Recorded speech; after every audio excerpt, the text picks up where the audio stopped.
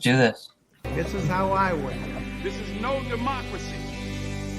It is a dictatorship. Cake. Double hate.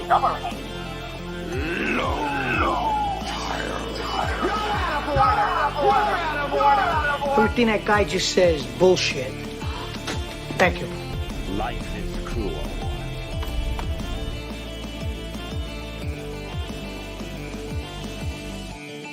I don't give a what the deal was. The deal is now changed. Either you stay or you go. It's up to you. End of discussion.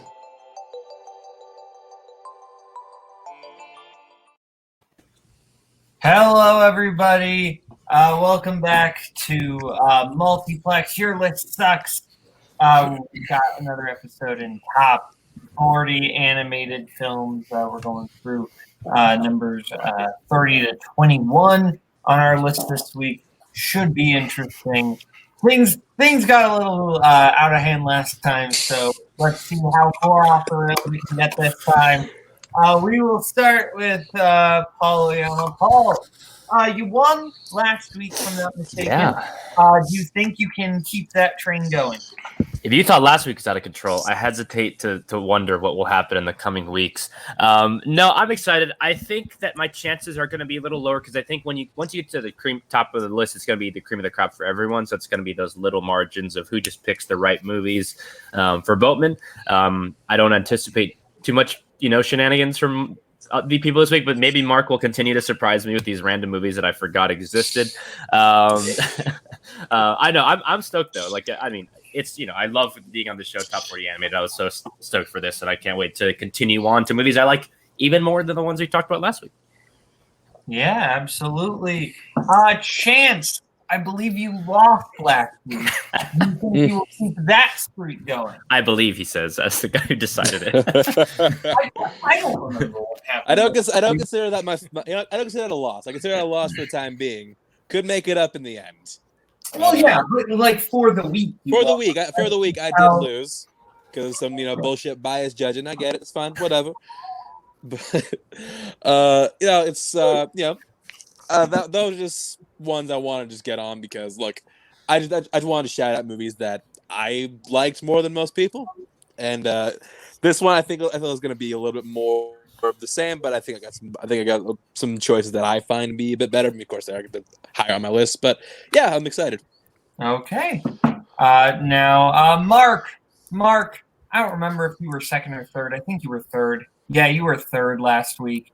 Will you move up in the rankings, or are you going to move down in the rankings, or do you think you're going to say about where you were?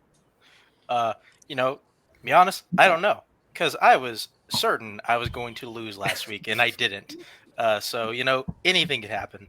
I think I have more classically more liked movies this week, and I think that could continue, or maybe not. I don't know, because people here have weird taste. But that's fair. No, that's completely fair. I will say last week probably helped I didn't watch one of your movies. That probably kept you a little above water. Yeah, if you would watch Tower and not watch Tower and Transformers, it might be a different story last week. maybe. I will say I watched everything on Mark's list this week. We'll see. And Nazario, I'm not even going to ask what you think, because I don't think anyone knows what's going to happen with your list. Even you. I think at the end of the day, you're the most unpredictable person here. More unpredictable than Reese's? Yeah, Reese's is predictable. It's every day after the period. Unless you got the tension, then it's not DJ's always going to say the swamps. Randall's always. I think I have good movies. So 5 and shit. Sure. So we will get started. As always, we'll go the bottom three. All around then. We'll go 27 to 24. Yeah, 27 to 24, and then top 23, 22, 21. So we'll start with Paul. Paul, what is your 30 through 20? I'm going to just say now, I bet I'll only be able to talk about one of these at the most. My number 30 is The Emperor's New Groove. My number 29 is Finding Nemo. Yikes. For later. Yeah, it's a later yikes episode. to okay. And my number 28, Nazaro, get ready to say it again, is My Neighbor Totoro, spelled horribly. So, so The Emperor's New Groove. This is absolutely one of my favorite Disney movies. I love how Looney Tunes this movie is, and how the physical humor and the sort of kind of breakneck speed of the humor. This time around, one of my favorite jokes that I totally forgot about is when Yzma goes to pull something out from beneath her dress, and she pulls out a knife, and you see the look of relief on Cusco and Pacha's face, that like they're like, thank God it wasn't something else. A lot of this humor is very much, I think, geared at older people. By the way, there's a fascinating oral history about this movie. If you read, written by Bill Gabiri, that's really fascinating about how it was made and the craziness of all that stuff. But it's just, to me, it's a great buddy movie. It's really quick and brisk, and I just love, like the humor is the main thing that drives this forward for me. I think Cusco's a hilarious character, and him set opposite Pacha, and obviously Kronk, who I think is one of the great side characters in any movie, animated or not. I think he's absolutely hilarious. Like, everything he does is just terrific. And Yzma's a great villain, top to bottom. Just a terrific movie that I'd love to go back to pretty often. Yeah, one of my favorites for sure. I am not surprised, but I'm a little disappointed this is as far as The Emperor's New Groove goes. This is one of my top 5 favorite Disney movies. I think the Looney Tunes descriptor is absolutely correct. That this feels like I love Disney, but this feels like maybe their funniest movie. Just the slapstick and the timing. I love the scene where they are basically they want Cusco and Pacha to escape, and the kids prank Yzma and basically make her the piñata. Just the pure timing in the comedy. Yeah. So funny. I love so many little moments in this. It's Disney making a buddy comedy, and that feels so refreshing. This is absolutely like all-time favorite Disney movie. Everyone else, what's wrong with you? Oh, do we get to talk, or I thought? I think he's just asking what's wrong with you in general. Let me get my list. The scene of Cusco dressed up as a woman in the restaurant walked, so the Scooby-Doo scene of Scooby-Doo on the airplane could run, is all I have to say about that. Okay, so now we'll go to as I try to remember how this show works. Wait, is Totoro still yikes? Or? Yeah.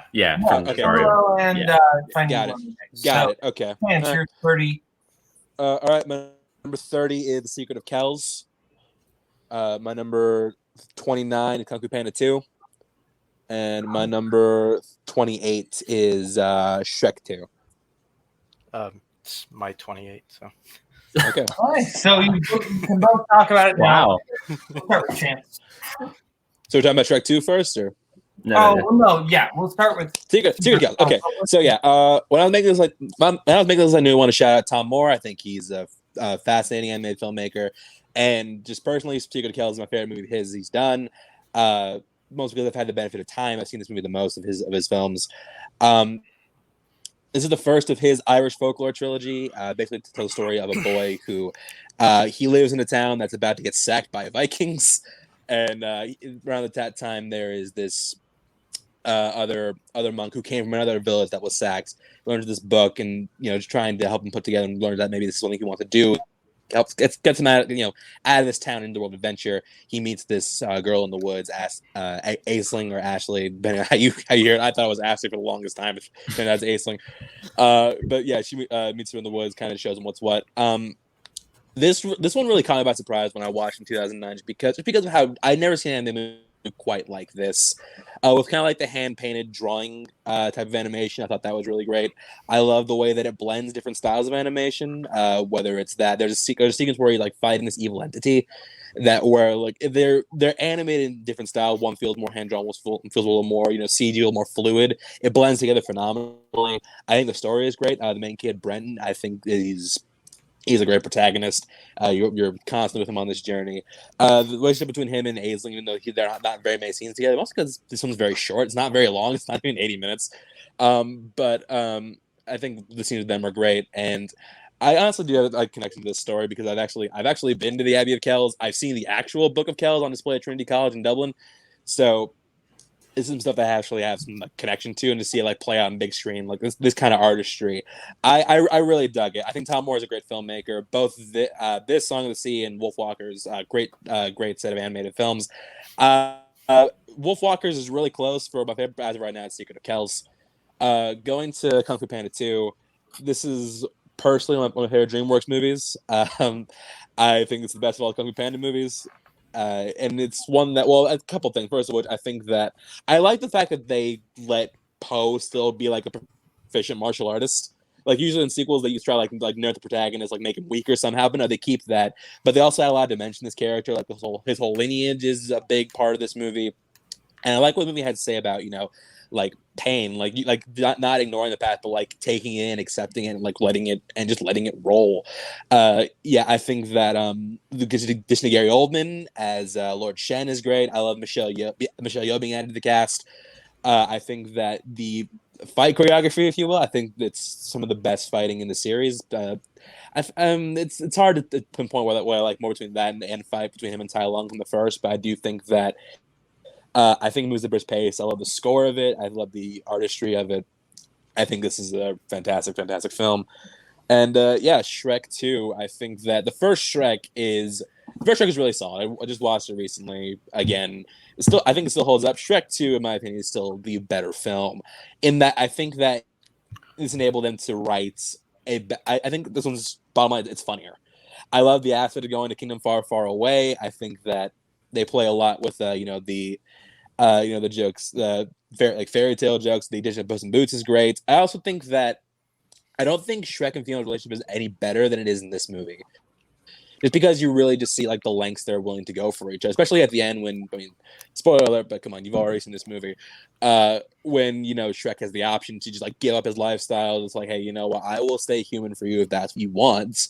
But, they decided to just stay how they are. I think that's an incredibly powerful thing. As a big fan, Absolutely Fabulous. I love hearing Jennifer Saunders as the villain. I think she's hilarious. And I need say nothing about the holding out for a hero scene. It's cemented its place in pop culture. Yeah, Mark.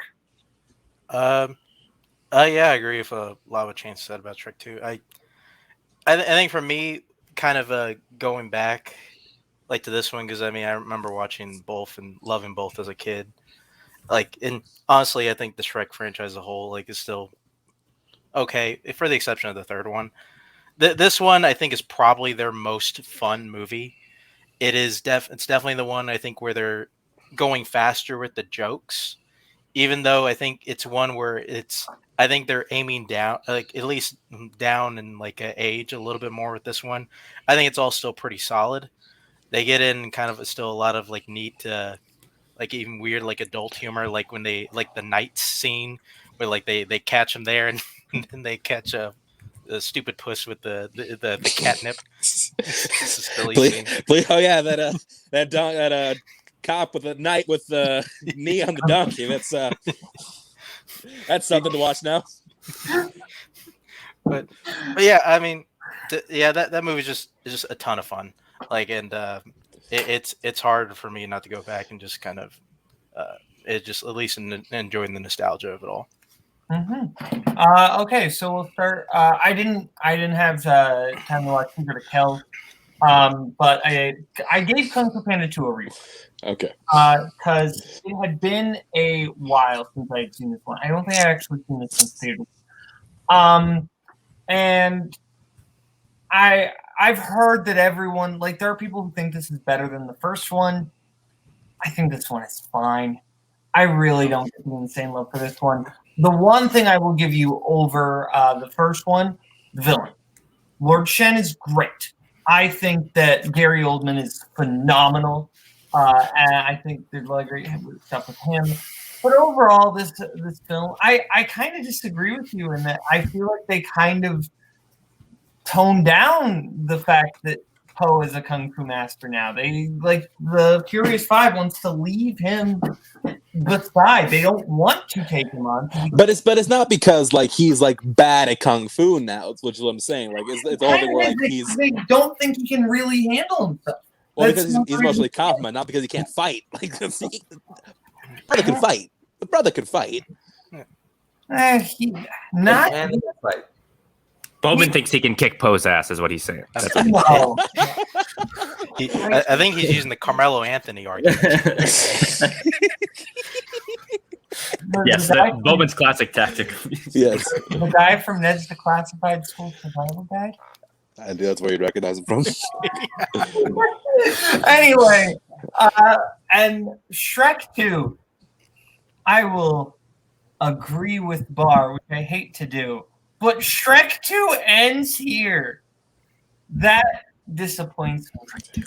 It's Shrek Yeah. 2. Shrek 2 is here. That's all I have to say about that. I mean, it's here. Like It's one of the funniest animated movies ever made. I think legitimately there are so many great little moments. We don't even have dental. I love so many little quips in this movie. The opening montage to the Great Counting Crows song, absolutely love, amazing. I think the comedy just hits so much harder than the first Shrek. I like the first Shrek. I don't love the first Shrek film. I think Shrek 2 improves on the dynamic so much. I like Fiona a lot more in Shrek 2 than I do in Shrek 1. So yeah. Now we will go over to Mark. We already know what your 28 is, but give us your 30 and 29. All right. I think let's see, we got my 30 is Mr. Peabody and Sherman. Anybody got that? damn. No, Nice. I respect it. Yeah. And me my too. number 29, which I gotta admit, I kind of wish I had a little bit lower just so people get to talk about it. My number 29 is The Mini Adventures of Winnie the Pooh. Yikes. For later. Is it yikes? Oh, cool. wow. Fucking awesome. Nice. So, Man, just chance. Mr. Peabody. Yeah, Mr. Peabody and Sherman. I gotta be honest, this one kind of goes because whenever I saw kind of cleaned up my list of DreamWorks movies to watch like a year or two ago, like I feel like a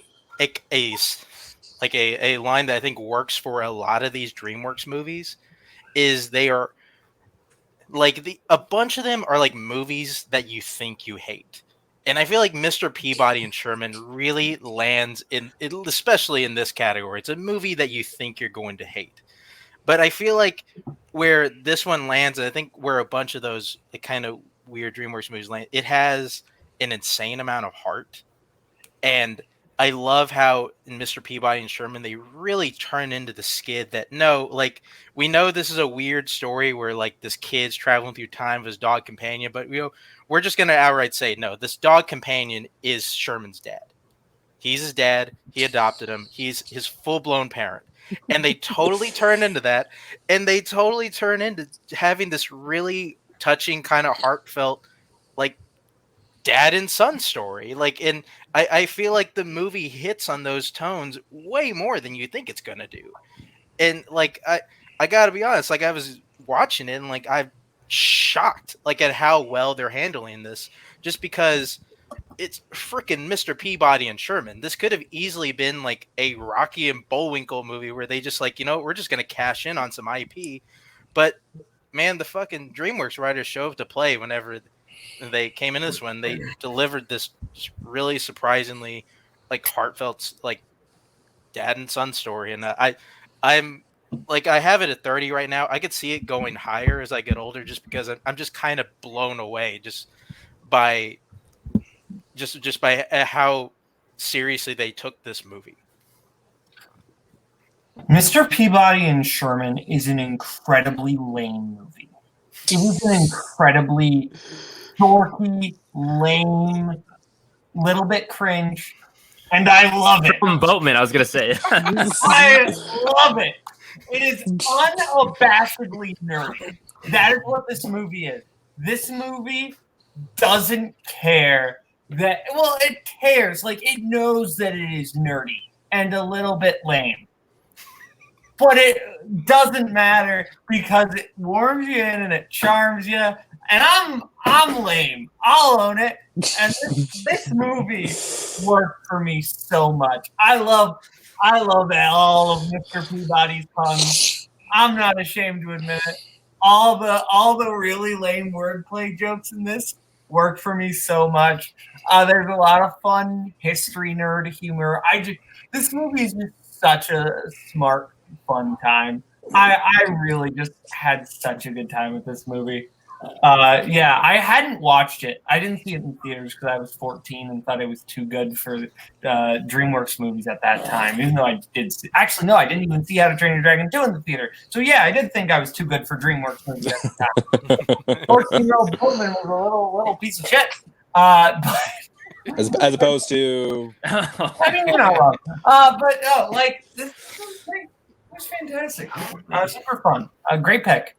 Now you will go to Nazario. You're 30 through 28. Did he talk about his 29? They got yikes. he got yikes. Oh, okay. Number 30. I picked Richard Linklater's Waking Life. For 29, I have Rintaro's Metropolis. And my 28 is Disney's Tarzan.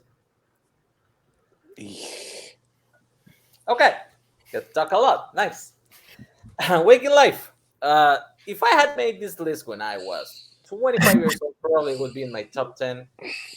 But yeah, it plays different as much as you keep growing up. I guess some of the dreamer part of me started to die a little bit during the 30s, but the movie still works. I actually was very split between putting this or A Scanner Darkly in this list. They are very similarly animated ones. Scanner Darkly is more of a standard sci-fi movie. It has more of a structure. This is just philosophical thoughts, thrown about dreams and life at random for like 2 hours, an hour 45 minutes. They just basically film people having discussions about life, about dreams, about imagination, about the reason of existence. But some deep stuff, some not so deep stuff. And then they decided to rotoscope animation over it and add some flair with some very surreal images. The movie is very, very good. If you watch it for the first time and you're used to a more structured way to watch cinema, you probably need to like take a bit with it and let it come over you and so you can really enjoy it. One of my favorite scenes has basically no message at all. The guy's talking to another guy in the bar, and then he just pulls out a gun and says, "Hey, I haven't shot this gun in a long time. Maybe it doesn't work." And the other guy's like, "Well, shoot it. Let's see." He gets shot. Then the guy who gets shot pulls another gun and shoots him back.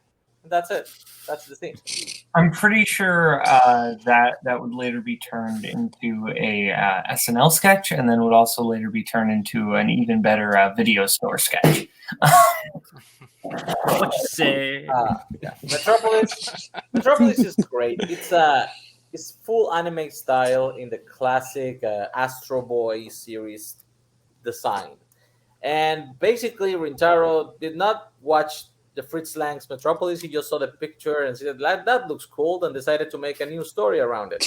And it's actually more interesting than people give it credit for.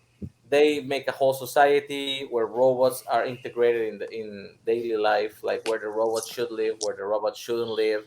Some levels of society are just for humans, and special robots that have different accesses. And then analyzes when a brilliant scientist who's insanely creative, but is also very low on morals, decides to make the best robot ever made in the basis of his daughter who died. Well, in the basis of the daughter of the person who rules the city who died, and how integrating this element of lifelikeness changes everybody's point of view on what a synthetic life and a real life is. It's a very interesting way to explore this sci-fi trope that other movies have made, but this is the best one in animation that I can think of, and if you give it a chance, you'll probably enjoy it. And my 28 is Tarzan. I love Tarzan.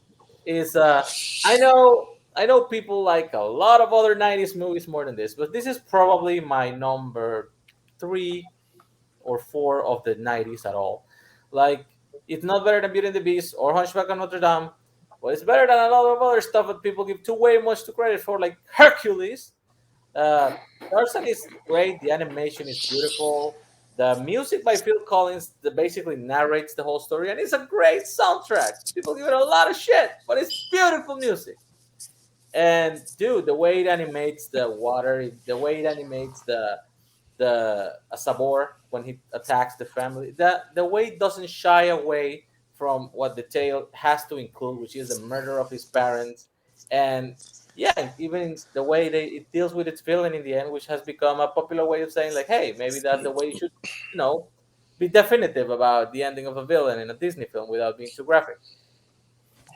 People give it too much shit. I am not a Tarzan fan. I do not love Tarzan movies in general. I do love this one.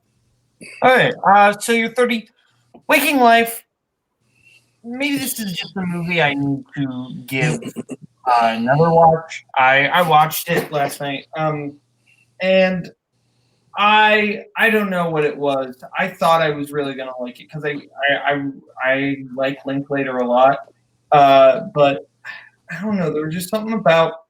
I think it's a lot of these more segmented movies. I think just I get invested into one segment, and then the next segment will sometimes lose me. And I think that. Ethan Hawke? What? Julie Delpy and Ethan Hawke? No, that one was great. That one was great. I like that one. I like that one. It made me want to rewatch the Before trilogy because it's been a while. Maybe we wanted to go do that. But like overall, I felt like the movie didn't quite come together as a whole for me. Metropolis, I did not watch it. And it's not that I didn't watch it because I was lazy. I have a very uncomfortable connection with this movie. This was my ex-girlfriend's favorite movie. Oh, okay. Fair enough. There. This was like her favorite movie. I was waiting for this drop. Yeah. That's so weird. Yeah. Okay. So no. Sorry, Nazario, but I'm not doing that. I'm dead. I haven't rewatched Cars 3 since 2017. I'm trying to prepare myself for that. Oh God. Okay. Tarzan. Tarzan. I like Tarzan. Do people have a problem with it? Do I love Tarzan? No. Do I have a good time with Tarzan? Yeah, I actually really think I like the two leads. I think that Jane, they make Jane like not too like hoity-toity, but still like you see the disconnect there. But I do really like her as a character, and I think Minnie Driver plays very well. And I think they do make you really care about Tarzan, which Tarzan is not a character I typically care about. I typically don't care about Tarzan, but I think they really do, which is great for a character who doesn't really speak all that much. I don't love the side characters, the humans or the animals. Though, like Turk and Tantor? Not really. I don't mind Tantor. I don't mind Tantor because Wayne is awesome. But Rosie O'Donnell is fine. Rosie O'Donnell is fine. Quote it. Boatman, 2021. That will get stuck in your head all day. Not for good reasons. I like the soundtrack. Is it different? Yes. Is it like No. Did it Highway rob Amy Mann of an Oscar? Yes. Would I maybe have preferred like a traditional Disney musical? Sure. But I like Phil Collins. I'm sorry. I like Phil Collins. I like this music. You tell me, when Son of Man comes on or Strangers Like Me, even Chance, you got to tell me you at least sing along a little bit. Come on. No. Imagine him whispering quietly. He's like he doesn't want to say it out loud. I don't want to say it out loud. My heart very overrated. Yes, I will concede that. Those two songs slap. So yeah. Now people actually get to talk. So we will go to Paul. You're 27. Yeah, my StreamYard name would have been a spoiler for this pick. It is a yikes from earlier. My number 27 is The Mitchells versus the Machines. So yeah, this is obviously a new movie from this year. But this movie really did hit me in such a specifically personal way. I think when you have a character that's like this too, that's like a film nerd kid who's like trying to connect to their family, but like their passions, like that really does hit in a pretty profound way. I even went on Scott Harvey's podcast to talk about this for like an hour. But I really did adore this movie. I think like it just has such a strong emotional core when you have the relationship between Katie and her father. And I think, never have I cried at a wooden moose before, but here we are in the year of our Lord 2021, and here I am speaking my truth. I think a lot of people talk about the animation in this movie. I think the animation is good, but I think it's all about the themes and the central message and the characters that are really like closely defined, I think, by their actions and by what they do and what they don't do and the way they come together in times of conflict. I think the Eric Andre character is also hilarious. Like that version of like a tech bro is like a very funny spin on it. And I think like the John Legend, Chrissy Teigen thing is also very funny in a meta sort of way. But I think this movie just has so many different levels that really hit for me. And I just honestly, it strikes such a chord emotionally. And I was like a total mess, like at multiple points throughout this movie. It just, the humor, I don't think 100% hits me all the time, but I love it enough in terms of its themes and ideas that it doesn't matter too much to me. And it's just, I love the character. And it's one of my favorite closing credit sequences of any movie I can remember. It's so touching to see the real life people that made the movie and their connections to movies and their families and all that stuff. I think that's just so beautifully done.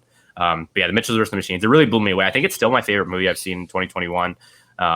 It's a delightful movie that I'd recommend to anybody. I know Nazario also had it. Yeah, Nazario also. I had it at 40, and basically mostly because of the recency factor. The first time I saw it, I gave it 4.5 stars. Second time, I was like, you know what, this is a 5-star movie. Let's just admit that to yourself.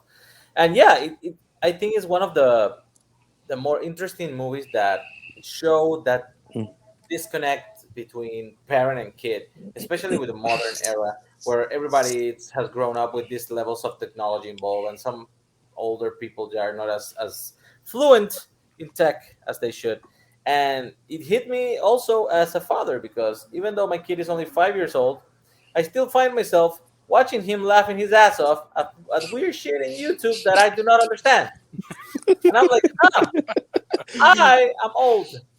And I could actually see that disconnect between the father and the kid, and how sometimes we say things we don't mean just to get what we think we want at the moment, and then we may end up hurting the people we love. And besides all of that meaning, it's just very, very funny. The part with the reprogrammed robots that join them for the rest of the trip, it's just hilarious. The dog thing. Instead of dogs that are pigs, instead of dogs that are big. It's a great joke. And yeah, it's fast paced and it's very entertaining. It never gets a lull where you feel like, maybe they should have skipped this part. It's like on the whole time. And honestly, this movie will probably move up on my list eventually. Just give it a little time. It's still my number one in 2021. Yeah, this is a film I want to rewatch. I loved it first time I saw it. I want to give it more because it's one that can probably go up to 5 stars on second watch. It's movie nerds. When your main character is a film nerd, that's already I'm in. Like that's a great way to sell it. And then I love the dynamic of the family in this. From the mom kind of trying to keep things together. And the great scene at the end where she like breaks through the window and everything is great. But the relationship between the father and daughter is really what makes this movie great. I never realized that I would ever have nostalgia for the song "Live Your Life" by Rihanna and T.I., but here we are. That made me miss that song, which I didn't know was possible. But yeah, Chance, Mark, you both didn't have this film on your list. Why? For me, it's just a reason thing. I've seen it once. I liked it a lot. It's my number 2 of the year so far. So I like it a lot. For me, it's going to depend on how it holds up on repeat viewings. But yeah, as of right now, I've seen it once. Could do this again like 5 years down the line. Could make my list, but as of right now, it's just It's not I'm not as ingrained with it as you guys clearly are, but I do think it's a great film. Mark.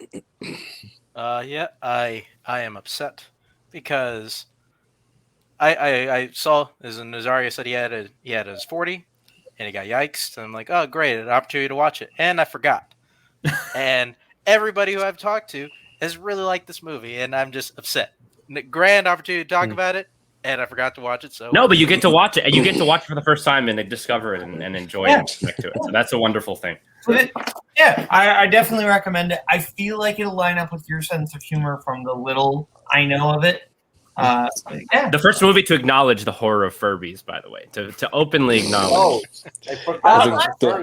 Yikes! That's a scene. Yeah. Okay, Paul, you're 26. My number 26 is not the last time this filmmaker will be on my list, but my number 26 is 5 centimeters per second from Makoto Shinkai, director of Your Name.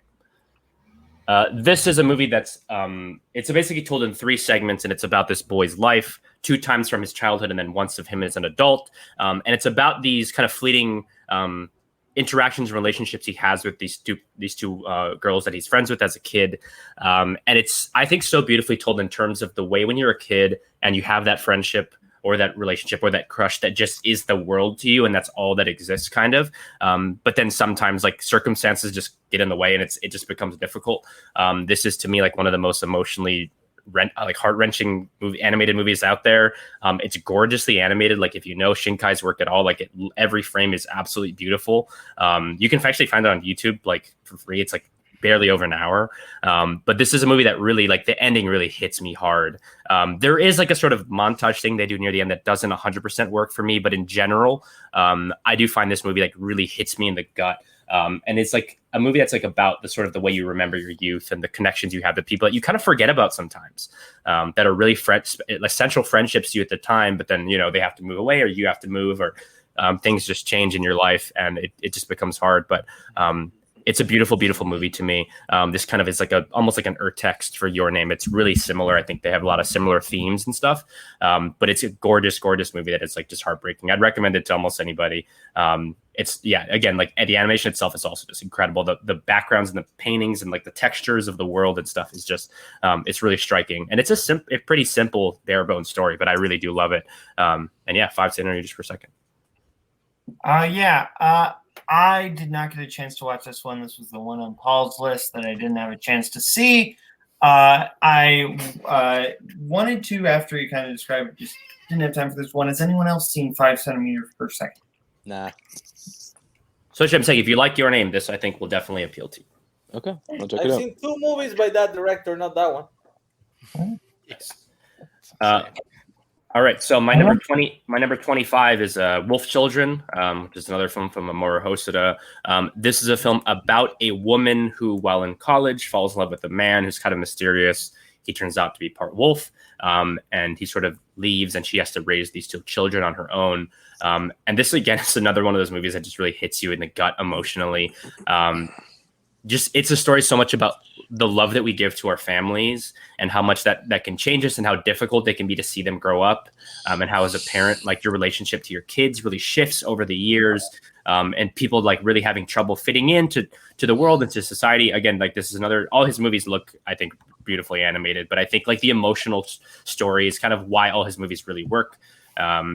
This is just, again, it's just like a really emotionally resonant movie that's has this mother really connecting with her kids. There's a scene where it's raining really hard, and she has to make sort of a decision between going one of 2 places, and that's like a really difficult. And this movie just makes me cry. I saw this in theaters at like an animation festival a few years ago, and like the director hosted it, was there. And I think this is, he said his at the time was his favorite of his movies, just because of the way it ties into the ideas that he loves about family and his mother, and how it makes him think of his mother and the sacrifices she made.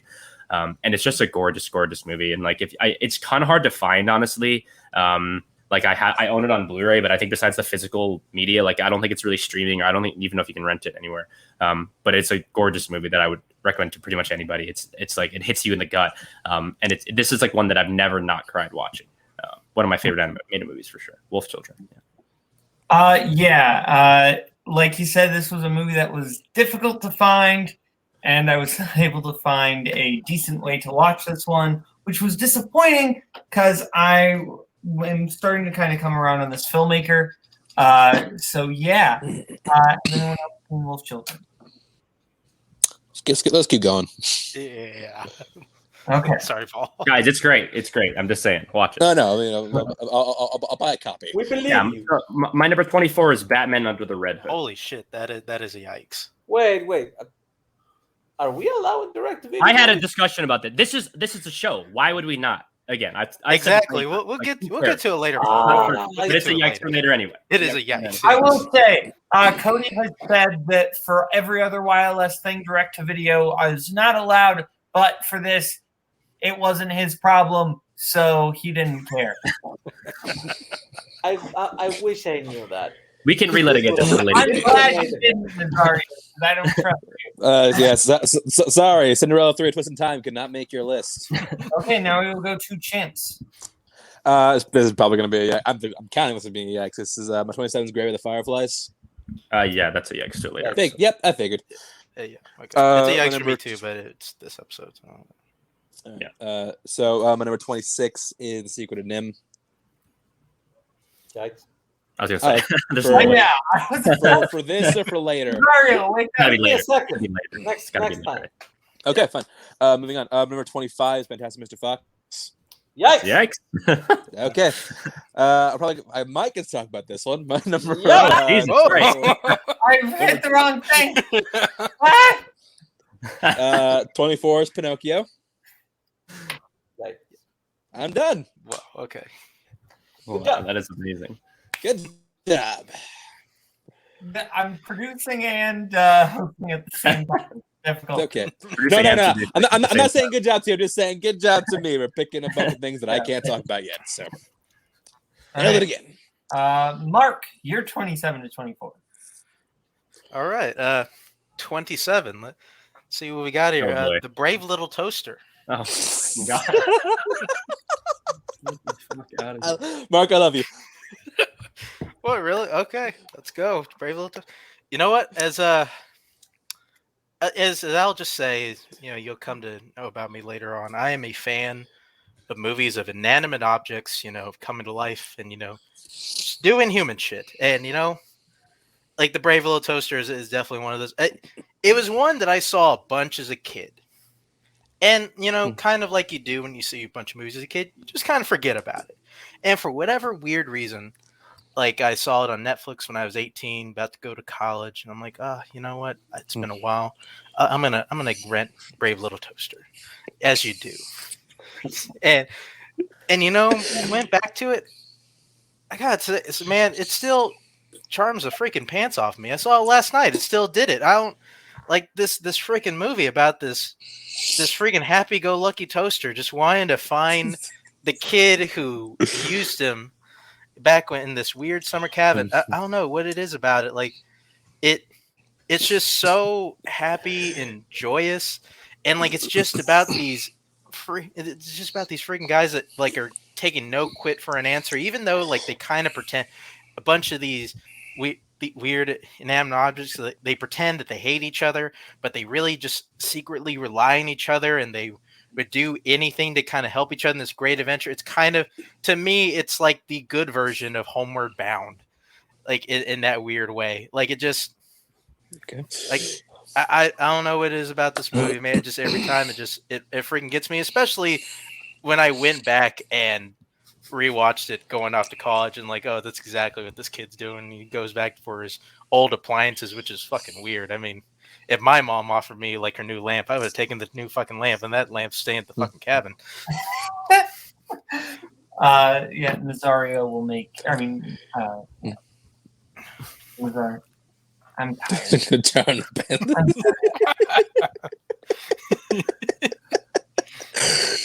Anyway, what are we talking about? Brave Little Toaster.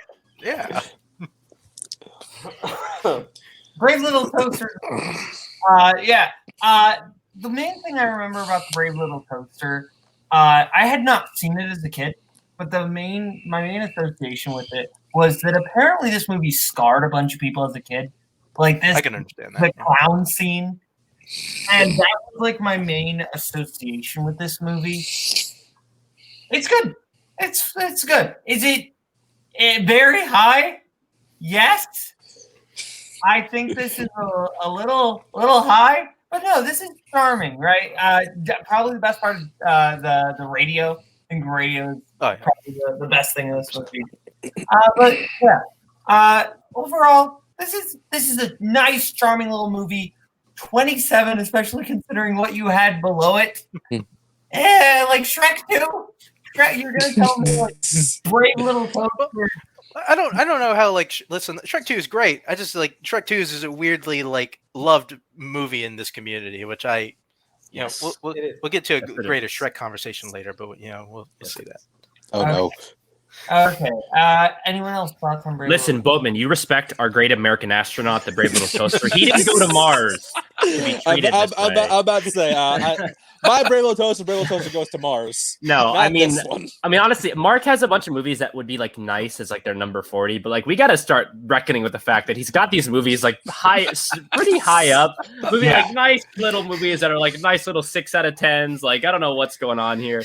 I think this movie is all right. Again, it's a decent kids animated movie. I definitely think that it does. When I saw it, I didn't see the things that you see in them, which is great for you, I suppose. I will just say maybe if you watch some of the movies on my list, this wouldn't be number 27. But it's all right. It's cool. Maybe they would still be there. I mean, maybe, I don't know. I watched this movie when I was 6 years old. I thought it was cute, and I laughed. I've never seen it again. No, yeah, I mean, this movie is one that I watched it a couple times when I was a kid. Again, Brave Little Toaster Goes to Mars was my Brave Little Toaster movie because it was just he's going to Mars. Why would I not watch that 60 times? But yeah, this one's 27. Sure, okay. Very, very anxious to see what's above this, but proceed, Mark. Well, don't tell him to proceed. I'll tell him to proceed. Proceed, Mark. You got it, sir. My number 26 is Mulan. Okay. Wow. Okay. I'm a little bit surprised, I'll be honest. Yeah, I mean, I think the way Nazario kind of talked about Tarzan is kind of how I feel about Mulan. It is a movie that I think it's weirdly forgotten, especially kind of in the age it came in. And I feel like its altogether product is just a really solid film. It's so fun. It's where we realize, man, Eddie Murphy is just amazing. It's just an animated character. He is great. If all he has to do is show up in a sound booth for 3 days and just knock out jokes. And you know what? He'll deliver a great character. If that's all he has to do. And it's just the heart of this movie, I think, is so solid of this girl who just feels lost and she doesn't quite know where her purpose is. And she's just kind of out to earn at least some sort of respect and just some sort of of kind of sight for her future. And in all in all, she's just really trying to do a good thing.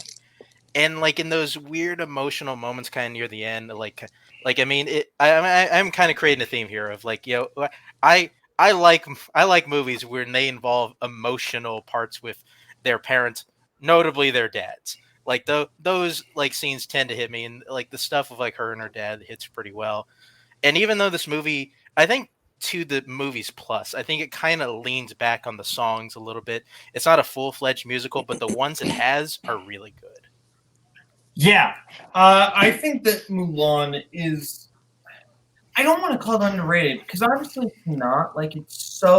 It's very beloved, but it doesn't quite get the love that some Disney movies do, and I think that's a shame. Because this 26 is where this stops, which really disappoints me. Because I love Mulan. I think that Mulan is such a great movie on so many different levels, right? Music's fantastic. Oh, Chance is gone. Music's fantastic. Everyone talks about "I'll Make a Man Out of You," which is of course great. I love "Honor to Us All." Honor to Us All rules. I think that's just a great little look into how this world works. I can't talk today. But no, I like these characters. I like Mushu, Eddie Murphy, so much fun. Dishonor on you, dishonor on your cow. Great. This is just such a fun movie. I love all the slapstick involving the soldiers. Particularly Ling. Ling is probably the best character in this movie. But yeah, great. Everyone else, what's wrong with you? What, you don't like Mulan? Okay, first of all, I will have to say, I think Boatman thinking that Mulan is not beloved speaks to the different social circles that I think we find ourselves in. All the Asian people I know love Mulan. That it's a very beloved movie. I think it's pretty well liked. It was just outside my list. I mean, Bowman can tell you. I think I even sent this is just outside the number 40 on my list. I mean, it's one of my favorite Disney movies for sure. I just think I don't know. I guess other movies just were fresher on my mind, and I had rewatched more recently. But I do love, especially the music, and I think the character stuff in this. For one of my literature classes in college, I read the original stories and the poems that this is based on, and it's kind of interesting how the interpretation shifts, obviously, under the Disney lens. But I do think this one holds its themes more central than I think a lot of those Disney sort of old folklore adaptations do. And I do think great. I think that again, the music's great. I think the characters are really fun. It's one of my favorite Disney movies. Absolutely. Just kind of missed by a little bit. Bowman's definitely the guy, and I'll make him out of you who feels like a fool for skipping gym. I feel like that's he identifies with. Yes. Yeah, I have nothing especially bad to say about Mulan. I think that I love the protagonist. I think she's a well-written character. I think that Wen gives a good performance. Shang is great representation for LGBTQ characters. I love Mushu. He's awesome. I think that I have a really good fondness for I'll Make a Man Out of You, despite the fact that Donny Osmond's involved. I don't think the animation is really good. I love the aesthetic of it, but I just missed out on my list, and like I said, I have plenty of Disney to talk about later, so I wanted to limit it, include some other stuff. But no, this is a good movie. Disney did them wrong with the live action on this one. The animated one is great. I haven't seen it either. I love the director and this movie, so that tells you a lot about the perception of it. There's a really great movie called North Country more people should see. All her other movies are great, but yeah. This movie is really good. I also have it high on my Disney ranking. I just basically have 40 movies that I like better, and I have nothing wrong to say about it. Mushu is way better than Donkey for once. This movie is way better than Hercules for seconds. Let's move on. Okay. Unnecessary. True. A little necessary. Okay, I'm pretty sure the 25 is still a punt. The Grave of the Fireflies. That's a yikes. Yeah. Don't call it a punt. That's right. Don't bring that in here.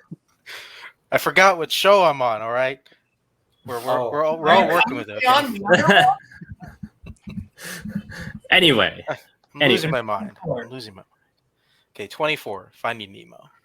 That's still a yikes for later. Okay. Samson's about to call it a punt. You're 23.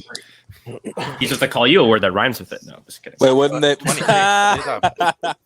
Nazario's turn. Yeah. No, Nazario goes. Oh, next. yeah. What show are we on? Well, since I wasn't aware of this special rule you guys decided about accepting animated direct-to-DVD movies, I place here Batman: Mask of the Phantasm. Yeah, that is a massive yikes. Yeah. He was doing a whole thing as a general representation of the Batman animated universe. Okay, moving on. For later. Number 26. I'm going with Charlie Kaufman's Anomalisa. Okay, so that's where it stops. Then I had that yikes last time. That's shocking. This movie's great. It's really simple in its structure. It basically has 3 voice actors, and it follows the mundane life. Wait, am I frozen? No, you're good. Okay.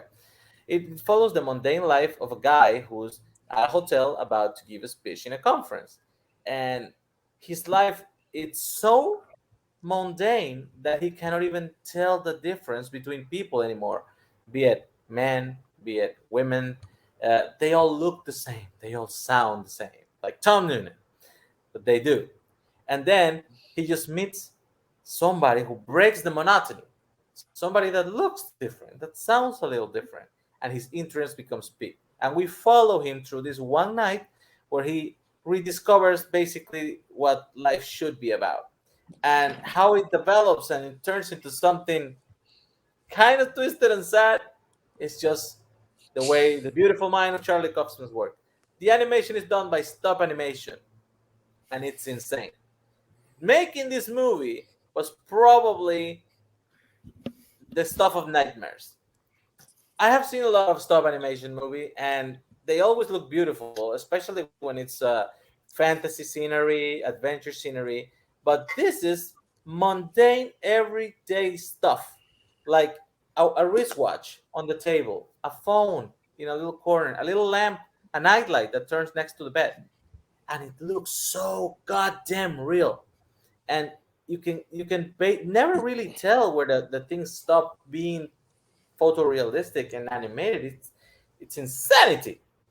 And it took me a while to watch this movie. Actually, I bought it as soon as it came out because I was betting on the creator. But yeah, I don't know why. It took me like 2 years to just decide to pick it up and shove that Blu-ray into the player. And damn, I'm like, that's worth my time. It's very inventive in ways you don't expect it to be. Yeah, Chance, I believe you had this. Yeah, I have this at 36, and yeah, there are like a certain amount of filmmakers who if they're making an animated movie, like, okay, I got to see that. Charlie Kaufman is one of those dudes because I mean, this was all due respect. He just seemed like a weird dude, and so I want to see what he'd be able to do in an animated format. And yeah, it's basically as crazy and as interesting as you'd expect. David Thewlis was a great performance. The other two voice actors don't want to bring anything up just in case anyone hasn't seen it, but if you haven't seen it, go watch it. But yeah, I think it has a lot to say about breaking out of the ordinary and individualism, and it does that in a way that only Kaufman could. And I understand why he tried to make this anime because this is really the best medium for this type of stories. So yeah, and I also wanted to throw this on my list because there aren't a lot of anime movies that are targeted specifically for adults. This is one of those few, and I think that's as a medium I would like to see exploited more, is because I do think that, I mean, I think that the stigma of animated that is for kids. I think that there are a lot of filmmakers who do a lot to try and disprove that. Charlie Kaufman did that. Ralph Bakshi, when he was doing his thing, tried to do that. So yeah, I do think that this is a movie that I wanted to include on the list because I think that it stands for that particular reason. So yeah, this film's great. Like it a whole lot. Yeah, I will watch Anomalies for the first time this year. And I think this film is excellent, despite the fact that it was co-produced by someone who died in a meth lab explosion. I think that this film is excellent. A little community reference there for you. Yeah. I think that this film was super well written. The most uncomfortable breakfast in a movie since Michael Douglas tried to order in Falling Down.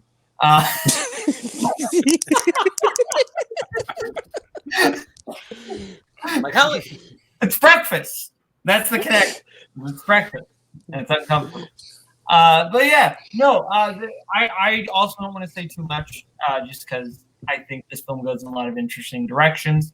I don't love the very end, but other than that, I think the film is great. Paul Nazari or Paul Mark. Yeah, I'll take movies. I was not expecting to hear "Girls Just Want to Have Fun" by Cyndi Lauper in for 1,000. No, I mean, I like this movie. I saw it for the first time last year as well, which is kind of surprising because obviously it seems so up my alley. I think I really like kind of the anxiety and the neuroses of this movie, but I wasn't able to fully buy into the way it concludes. I mean, not even just the very end, like Bowman said, but for me, the last act doesn't really work for me. I really love the middle portion, especially, but once it kicks into oh, this is what the movie is turning into. I didn't 100% love that stuff, but I think it is beautifully animated, and I think it's again from a great mind. And it's a great translation of this like neurotic, nervy energy that Carly Kaufman has. Like I couldn't imagine what it looked like what it was going to feel like to see it in animated form, but I think it does translate his sensibilities to the medium in an interesting way. It just, for me, it doesn't quite come together in the end, so it missed out just by a little bit, but it is still, I think, a really good movie. Mm-hmm. I haven't seen it. Fair enough. Now 25. 25. My 25, DreamWorks Chicken Run. Damn. Okay. That's right. Nobody else had that? Someone else had that one? I had it. Yikes! I had 35. Okay. Chicken Run. It's also stop animation, and it's kind of brilliant. It's basically a movie about a war prison camp escape, but with chickens, and how the intrusion of an American POW takes the foundation of the camp. He's a liar. He gives them false hope into a reality that they cannot achieve by themselves. And then he's uncovered, thrown away. These chickens just want to live. These chickens don't want to be turned into pie. The whole thing about animation and stop animation, it just makes everything more tangible and beautiful. And especially in this one, you can see the Artman style just ooze charm by every single pore. Do they look like Wallace and Gromit? Yes, they do, but in chicken form, you know? And the whole sequence, We have broken chance, they I think. finally decide that they Yeah, a will little bit. indeed A fly, little bit. even if it's inside of a giant machine. It's beautiful. This is when I still had faith in DreamWorks. The first 4 movies, they were like, okay, this is gonna be great shit. Ants. Yeah, Oh my God. ants will I make love you ants. okay. Ants. Do you? I love ants. Damn you. Ants. All right, Mark, your thoughts on Ants. I'm not. I'm not gonna follow you down with this ants hole, but I mean, Chicken Run. Yeah, Chicken Run fucks. Like, it's awesome. I didn't know we needed a Great Escape movie, but with chickens. But we did. We really needed that shit. I mean, I love the hell out of Chicken Run. I saw it as a kid. I watched it so much as a kid, and man, the movie's still freaking great. I mean, Mel Gibson, have his problems if you want. He's a freaking treasure in everything he's in. He's amazing in this. Every He's so single thing great. he does. Maybe not Especially phone everything. calls. Especially phone calls. Everything, especially voicemails. I mean, I am the beholder. You know what I'm saying. what happened if Rocky the Chicken was Oh drunk? my God. But yeah, I mean, Chicken Run is just awesome. It's so freaking funny. I do have a strange liking for these. I know Kirk hates it, like the weird kind of bug eye stop motion kind of look. I really love that clay look, and it's just it really fascinates me just as an animation style. Just the amount of work that is put into that, and it just. And yeah, I mean, I agree with everything Nazari said. Come on, POW chicken camp. Come on. Yeah, POW Chicken Camp. I mean, yeah, this film has direct references to both The Great Escape and Spike 17, which is weird for an animated kids movie. There are direct references in there. We can call Cameron Redstone right now, and he will prove it. But yeah, I just haven't seen this in a while. If I rewatch it, maybe I'll. That's fair. No, but there are direct references. I think that this is easily the most patriotic film starring Mel Gibson in this. I don't know about that. Screw you, the patriot. 100%. Come on. Air America, I don't know. Anyway, His turn as an astronaut, and Daddy's home too. Yeah, absolutely. But no, Aardman is a studio that I typically appreciate more than I like. There are very few Aardman movies I really, really enjoy. This is one of the two. I think Chicken Run is really fun. I don't think this movie quite gets going until Rocky shows up. When he shows up, I think the movie gets a lot better. Even though I will admit I'm not big on these liar revealed stories. like it feels like all the 2000s and late 90s kids movies had this kind of trope, and I'm just kind of sick of it at this point in kids movies. But overall, I think that this movie is really, really fun, really well animated. And small tangent, I think more animated stop motion animated movies probably should be nominated for editing Oscars, because like that's really insane. That's editing. a lot of work. Yeah, that's a lot of work to edit together. So yeah. Anyway, Paul, Chance, you both did not have Chicken Run on your list. So after Mark said the Great Escape thing, I was thinking the Timothy Spall character really is like James Coburn in the Great Escape. Like it really is an exact like he brings in the contraband. Yeah, that is wild. That is crazy. No, I mean, I really like this movie a lot. I honestly just didn't rewatch it. I didn't have time to rewatch it in anticipation for this list, so I didn't think I could really put it on credibly. There was maybe a chance I might have cracked the bottom of it if I had. I'm not 100% sure. It definitely is one of my favorite kind of DreamWorks movies. And I think it's really fun. I watched this a lot as a kid, especially. This is like one of the first kind of big DVDs that I had as a kid.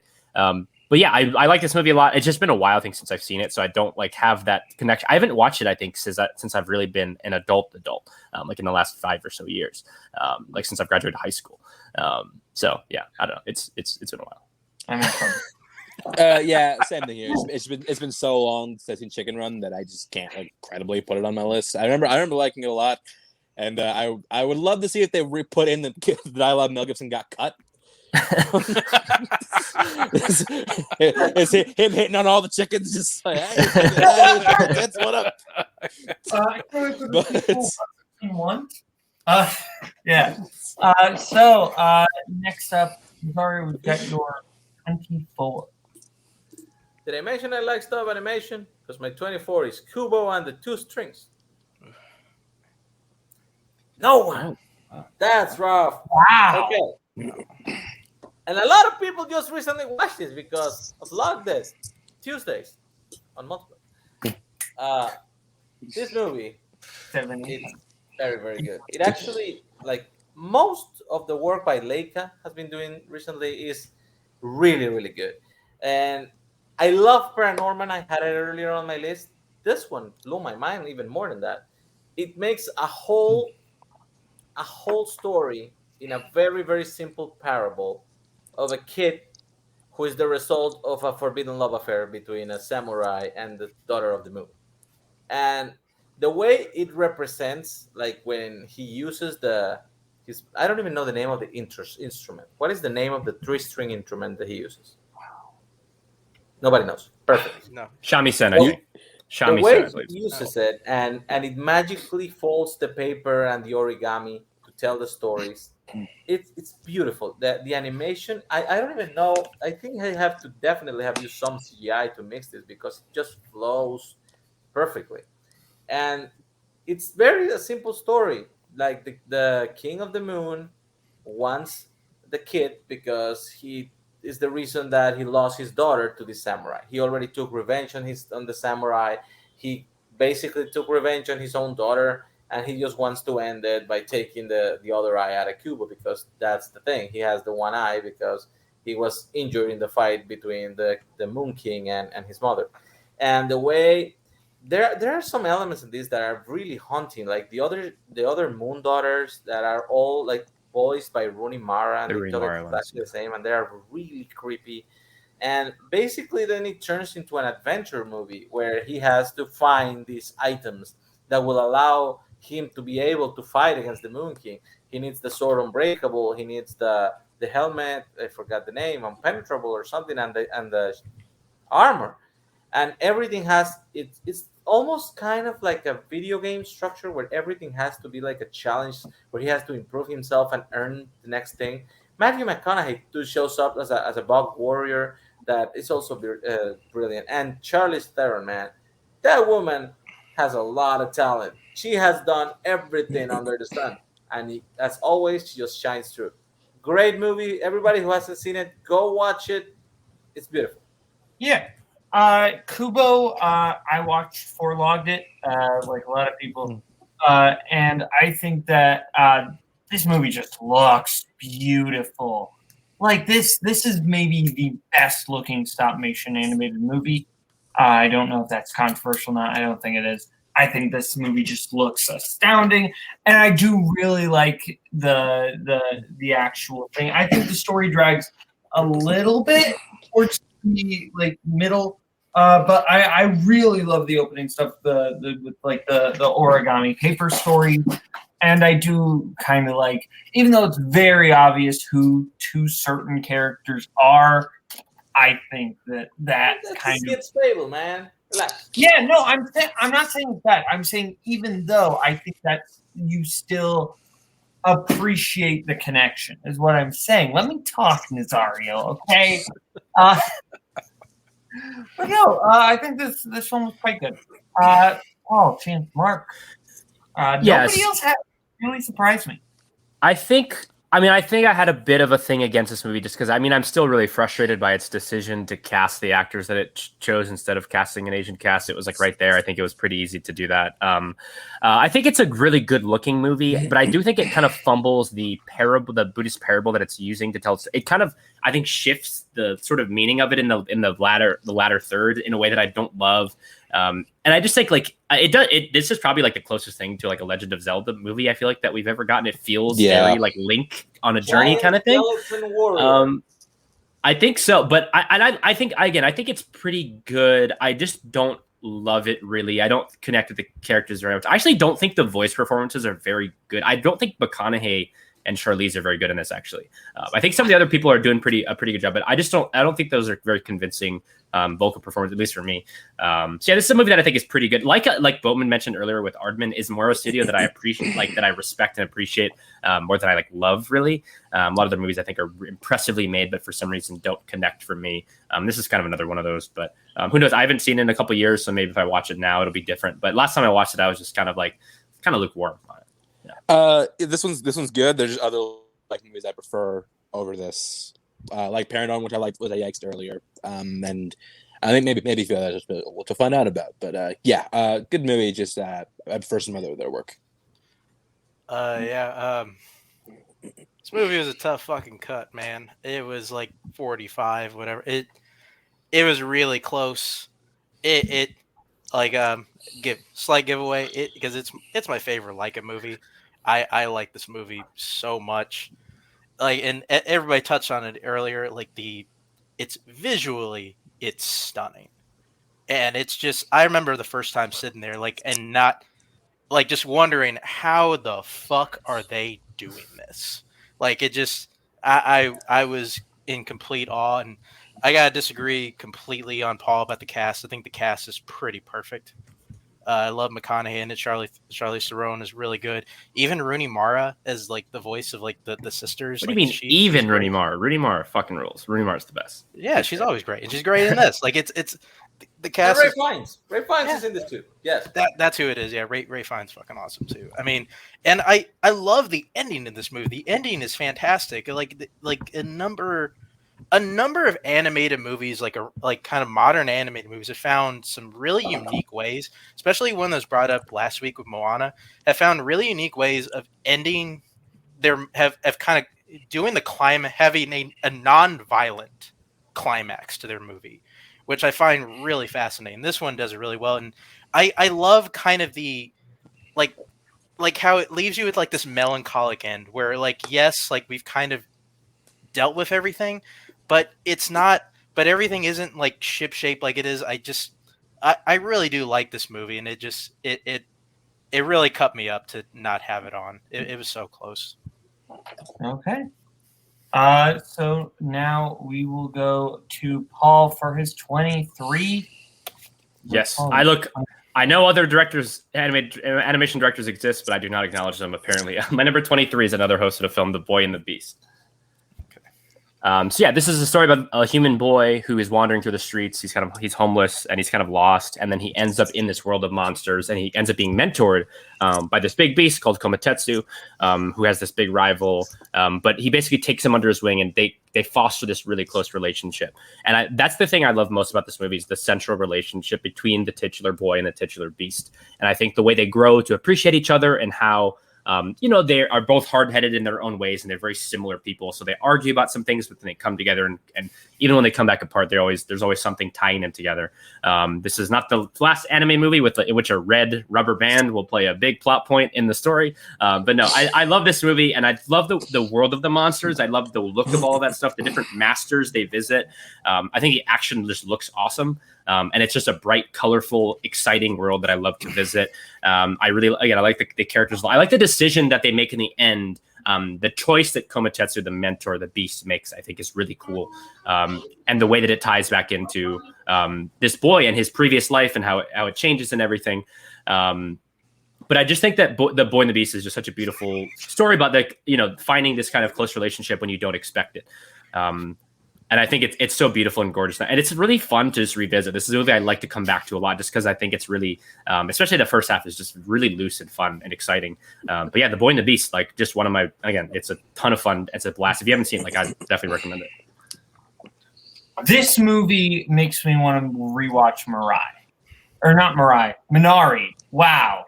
No, Mariah. Yeah. Same director. Okay, that's a weird connection to comment on the mix Korean thumbing, but sure.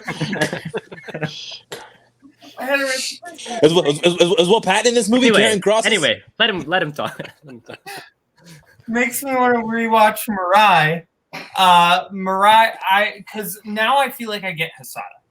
I think when I watched Mirai, I did not get Hasada at all. Now I feel like I understand him as a director. He's really doing these kind of interesting coming-of-age stories, but through a fantastical element, right? Which I kind of feel like I get it now, and this was the movie that made me appreciate it. I love the dynamic both between the actual boy and the beast, and then when the boy grows up a little bit and his connection to a few characters from the human world. Mm-hmm. I think that really works. I think that this movie, I love the kind of movies where I think magical realism is probably not quite the apt descriptor for this because it's not quite the realism, but it tells a less fantastical story within a fantastical world. And I think that works really well. Makes me want to watch more of Hasada's things. It makes me sad I didn't have a chance to watch Wolf Children. But overall, excellent film. Has anyone else here seen The Boy Beach? Nah. No. Gotta watch it, man. It's great. I watch it, but I haven't seen it. It's on my Amazon. It's on my Amazon. I'm already stealing it. The secret is crime.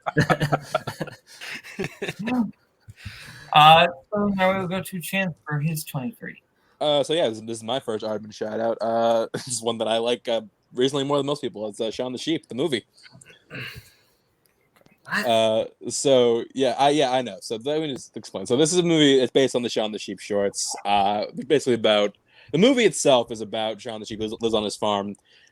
He falls into the mundane. It's like I'm tired of this shit. Look, all the sheep. We're gonna knock our farmer out, put him in the trailer. We're just gonna have the day off. It's gonna be fine. Only problem is the trailer they put him in gets loose, goes into the city, and they have to go get him out. The interesting thing about this film is that there's no talking. There's literally not a single piece of tangible dialogue. People say they make sounds. They don't actually form sentences. They might be Welsh. I have no idea. But I think that even though the fact that there's no talking and there's no real written, there's no any real writing in this film, they managed to make a lot of character. You very quickly understand what Sean is about. The dog bit, so you understand what he's about. You feel the connection between the animals and their farmer, which is why they're so desperate to get him back. That makes for a lot of great laughs. The villain is surprisingly intimidating. The whole time they're in the city, they're trying to run this guy for the animal containment unit, who is just not letting this go for whatever reason. He's like a Nazi for animals. There's a scene in the movie where there's all the animals he's contained. The line of people they have there is funny because there are certain animals they have in containment. They're just what the fuck were you doing? That he had to catch you. But yeah, I do think that this is it's an incredibly charming movie. It's funny, it's moving, it's got a lot of heart to it, and again, I admire the craft because, like, you look at like Aardman's other film. This is maybe one of the more complex, despite the fact there's no talking. It's probably one more complexly animated film because like, a lot of their films are animated in, like somewhere remote, like a farm or somewhere, like a town. This is doing a whole city, so they had to animate, like bigger buildings, blocks, all tons of people, like bystanders, all kinds of stuff, and yeah, like they do it all impressively. It's seamless. It goes into a lot of really funny side bits, which I won't give away because there are a lot of like really good jokes in there. And yeah, I really, really do enjoy Shaun the Sheep the movie.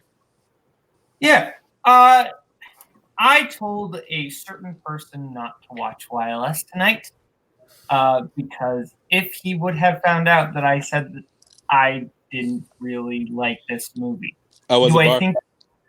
No, it was Cameron Redshaw. Cameron Redshaw loved this movie, and he knows where I live. So, Cody, DM me the address. I think it is fine. It is perfectly fine. There are some funny little things, but overall, Aardman's humor just doesn't line up with me. It just doesn't. Like, this is a lot. Like, I don't like Wallace and Gromit. I'm not big on that. I wasn't really big on Flushed Away. Aardman's humor doesn't really line up for me. And this I thought was fine. I didn't really love it. Timmy the sheep is great, but overall, I'm not a fan. No, Bar, don't. Anyway, everyone else thoughts on Shaun the Sheep the movie? I love this movie too. I think this is a terrific, and I think it's really funny. It's pretty similar to Babe Pig in the City. I feel like Nazario should appreciate it on some level. But no, I think the humor in this is really well done. And again, like it's so much of it, the story and the comedy is crafted through visual gags. And I think the way that it's structured and the way that one set piece kind of leads into the other is really just so well designed. And the way that the movie flows from one part to another is really seamless. And I love the Shaun the Sheep, the little interstitials they used to air in between other TV shows, like back in like the late 2000s, and I really like those a lot. So seeing this in movie form is really exciting for me. I didn't love this. I didn't like the sequel quite as much. I thought it was okay, but it was kind of a letdown for Armageddon. But I think this is a really, really fun, charming movie that I really like. So I don't know. Bowman's tripping. Boats be tripping. See, I don't know, man. I think we all put up with this gimmick that Mark has about putting these weird little think movies, but I think the joke has gone too far. Wait, it's Chance. Oh, yeah. No, okay, all right, fair enough. I actually haven't seen this movie. Bitch. It's good. Yeah. I just talked up Chicken Run like quite a bit. And these like feel real, like these Shaun the Sheep movies feel really up my wheelhouse. I haven't seen them, and I will. They're on the list, and I should correct that soon. Okay, Mark, we go to your 23. Okay, my 23 is Lilo and Stitch. Yikes. Okay, Nazario, you're 23. Do we like stop animation or do we like stop animation? My number 23 is Isle of Dogs. Okay. Wow. Okay. Wes Anderson is a brilliant director. I think we all kind of know this. And he has decided for some reason twice to make animated movies. This is one of them. And it's a great little movie. Like the way he just creates this whole environment on the country's Japan, that they do not for some reason like dogs, and they decide to like evict all the dogs to Trash Island, and the way this affects personally one little kid, the son of the mayor, Atari Kobayashi, with his his bodyguard was the dog, and it breaks his heart. So he decides that he's gonna go against his mayor, because the mayor who's his adoptive uncle, because he wants to save his dog. It's just a Wes Anderson movie with a dog skin, man. Like every single dog in that island, Edward Norton, Jeff Goldblum, Bill Murray, they all have these little gimmicks that are hilarious and jokes that keep repeating all over the length of the movie. While the movie is also an interesting adventure about this kid who just wants to get his dog back. And it features Bryan Cranston as Chief in one of those animated characters that kind of stick with you because he's the one that he's there by choice. He's the one that nobody wanted, nobody's missing him. He was the run to the litter, and he just wants everybody else to, learn how it is to just survive as a dog and not need any human masters. And nobody really buys into it because they are all pampered pets that grew up in a different environment. And it's actually Chief's story, the one that has the most heart to it, because as the movie moves forward and advances the story, he starts to realize the value on the connection between the master and pet, the human and dog. And he learns some truths about himself that he didn't know or understand and ends up in a whole different place. And there's one scene when it is revealed something to him that basically shakes his world. And I cried, man. Like, I love that dog. I love Chief. I'm not really a cat person, so making the cats the bad guys is obviously the clear winner for me in this one. My kids loves cats though, which is weird. Yeah, I love dogs, man. It's brilliant on multiple levels. For kids, my kid saw it as 5-year-old and he loved it. And as an adult, you can see all the subtleties that get interposed in between the layers. And the cast, man, is insane. Appreciate this. Yeah, I do. I really like Isle of Dogs. I saw it in theaters in 2018, and it was my first Wes Anderson movie in theaters, and I had a really good time with it. I really like the aesthetics of Wes Anderson, of course. But I really thought that the story was heartwarming. Was it anything like spectacular? No, but I thought it was a really nice, cute little movie that wasn't afraid to be a little bit more adult. But yeah, cast obviously great. Overall, I thought it had some really interesting ideas, and it was just a fun little adventure film. 23 though is a bit high. I think that the 30 to 40 range is about the correct spot for this. 23, especially considering what we had lower. But I'm not super upset because this is a fun movie. Everyone else on Isle of Dogs. I'm gonna go first. I know somebody has this pretty strong feelings about this one. I like it. I don't love it. I think Fantastic Fox is his better animated film. I think that the cast for this film is great. They're all doing great jobs. I especially deal with Bryan Cranston. The five men: Bryan Cranston, Ed Norton, Goldblum, Murray, and Bob Balaban. I think are all fantastic. But yeah, I think that it falls a little short for me, but I think it's good. I don't dislike it, but yeah, it just fell short. Murray Abraham is brilliant in his short scene. That he is. Yeah, honestly, I'm just kind of sick of the Wes Anderson cultural tourism thing that he does. Like, there's no, again, if you want to read a piece about this and the ideas behind it, there's a Vulture piece called I think it's what it's like to watch Isle of Dogs as a Japanese speaker. I think that stuff honestly does bother me. I think the movie itself is just okay. I don't think I never really got the emotional connection to the characters really that I think Nazario seemed to get. And the ending kind of did fall a little flat. Like, I think it looks pretty good. It's like obviously well animated the cast is impressive, but I think some of them aren't really very. I do think that Bryan Cranston's quite good, but I think like it's pretty uneven in terms of some people bringing it and some people not. I don't know. It's just a movie that I don't really have a lot of super positive feelings about. So it's like it's okay. It's not like terrible, but it's definitely not would not come close to my list. Yeah. Wes Anderson is a director that I always think that I really like. And like every time I see one of his movies, like I was like, oh, that's right. I don't really like Wes Anderson that much. Like the only movie of his that I kind of like, just general and I'll rewatch is Grand Budapest Hotel. And this movie is just like, I think his style just kind of bugs me.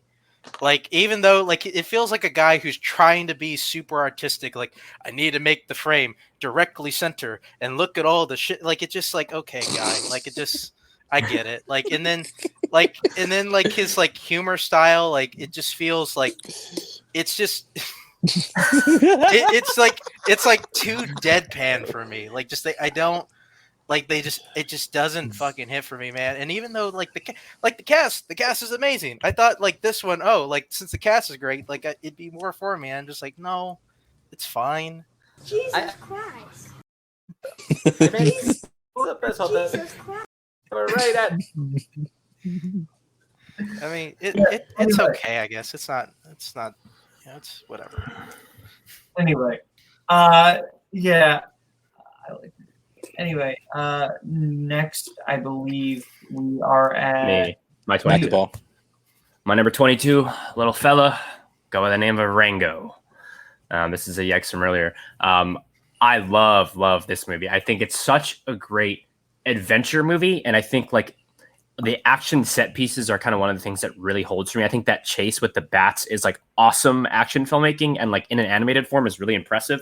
I love I'm a big fan of Westerns, and I love all the homages to like both classic Westerns and just the tropes of Westerns throughout this. And I think the way that Gore Verbinski kind of realizes those is really fascinating. I love, again, the characterization of the town, all the stuff with the giant water jug and all this. I mean, the fact that Rango comes in as this foolhardy guy who he makes up his own fairy tale essentially, and he creates his own story and his own legacy, and he tries to live up to that. And that's kind of like the bar that he sets for himself. And I think like you see him having this conflict, and I love that scene with Timothy Olyphant as like the spirit of the West. I think that's such a great Clint Eastwood homage. But I think I think it also is funny in moments, but I do think that the biggest mark for this movie is the action. I mean, there's the chase in the town too that I think is just like, it's just a great action scene. And I think that the way that Verbinski stages all that stuff is really impressive.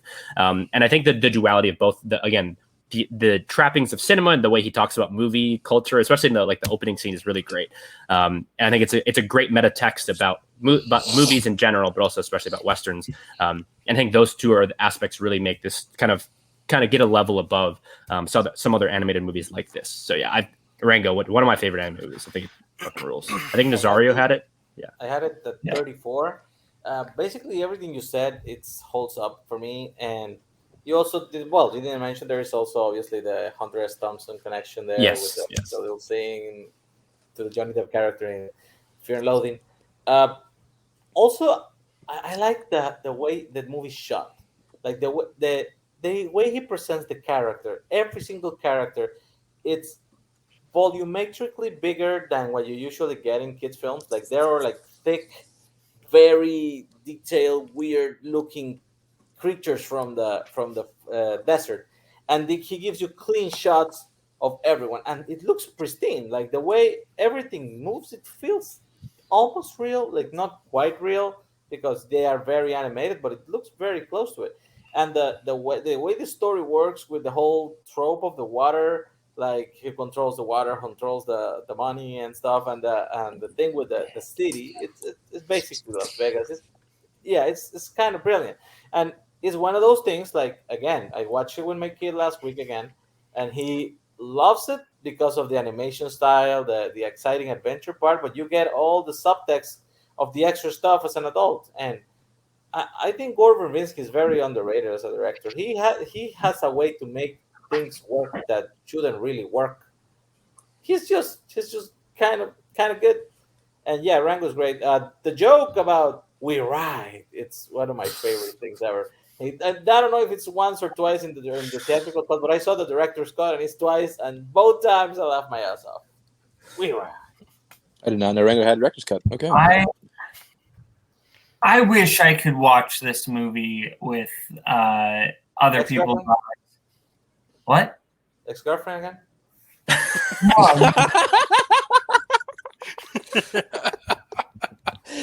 Damn. That's not a joke. But no, I wish I could watch the movie with what everyone else sees in it, because I don't get it. I think this movie is absolutely fine. On rewatch, I think I was too hard on the movie. I think it is well made. I just really don't get into it. And I don't know why. I see the movie symbolism in there, but like, yes, I see it, but I don't really think it's saying anything all that interesting. And it doesn't even then, I just don't care about these characters, because I think the big problem is I just don't really care about Rango. I don't really care about Beans. I don't really care about the town. That's kind of my big problem. Don't really connect the characters. This was a movie that a lot of people love. I don't get it. I'm sorry. I feel like I'm going to get hate for that one, but I don't care. I just can't get into this one. Chance, Mark? This is like in a similar boat to Chicken Run, which could have been a strong contender if I'd seen it more recently. It's been a while since I've seen Rango. It's weird. I've been having like an itch to rewatch it just because I don't know why, how I stumbled across a video of like them making the movie, and like a really impressive thing about that nobody really talked about the fact that like they built sets to have like the actors like walk around and like give their lines, and like they animated like a lot of what they were saying when they were like doing those walkthroughs, and which is like a really interesting way to like do a lot of these sequences. Like a lot of like most anime movies don't do that, but it did like add a lot of a lot of dimension. What? That seems like a big waste of time. In reality, it is, but it did give a lot of dimension to the performance. I think Johnny Depp, from what I remember, was incredible in this film. But okay, this is one I haven't seen recently enough. I remember liking it a lot. I haven't seen it recently. I think for live action movies, like The Godfather, we should just have like model figures of the. That's not the same thing. That doesn't even make sense. That's not the same thing. Literally, what are you talking about? No, relax. They did that in Jurassic Park. Okay. Weird tangents here. Anyway. I'm kind of a chance in this one. It's just been a really long time. I've seen it once. I really liked it the first time I saw it. It also been a bit since it came out because and that third Pirates movie, man, it really soured me on Gore Verbinski for a while. And when I finally saw it, I'm like, man, this movie's pretty good. Like, yeah, this guy's got a future after all. Everyone needs to relax. Third Pirates is fine. It's not as good as Caleb Coho says. It's not as bad as everyone else says. It sucks. But Rango is much better. But, if I had seen it within, like, the last year... If I had seen it, like, last year, it would have been, like, 37 or something. Okay, so now I believe that was Paul's 22, so I believe we are Mine. My number 22 is the action realized Paranorman. Yeah, I'm pretty sure that's how it goes. So yeah, Paranorman is one of the like films I do like more than Cuban with Two Strings. I think that what works about this film is, well, I mean, I love the aesthetic of like a Halloween animated movie. I think that again, the stop motion in this film is incredible. But I think what took me in about this one is the writing. Something I didn't really comprehend when I first saw it. I first saw it in 2012 when it came out. But I watched it this past Halloween, and what took him by surprise was like how deep the story got and how much more complex it gets as the narrative goes on. If you haven't seen it, it's basically about a kid who can see ghosts and basically use that. And has to use that because there's a whole curse about to like wipe out this town that he's got to try and figure out. But like that's just like the premise to hook you in. As the movie goes on, it gets a lot more complex. And what I like about it is the fact that it kind of harkens back to the idea of what makes a monster.